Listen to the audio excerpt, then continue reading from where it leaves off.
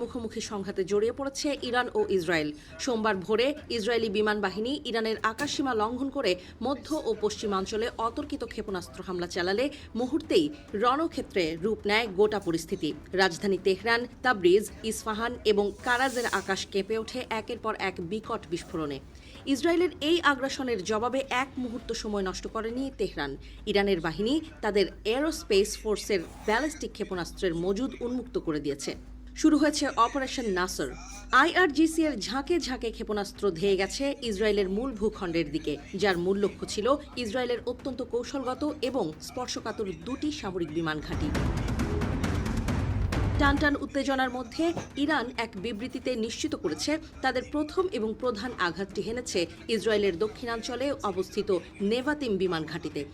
একই সাথে মধ্য ইসরায়েলের তেল নফ বিমান ঘাঁটিকেও লণ্ডভণ্ড করে দিয়েছে ইরানি ক্ষেপণাস্ত্রের বিধ্বংসী আঘাত।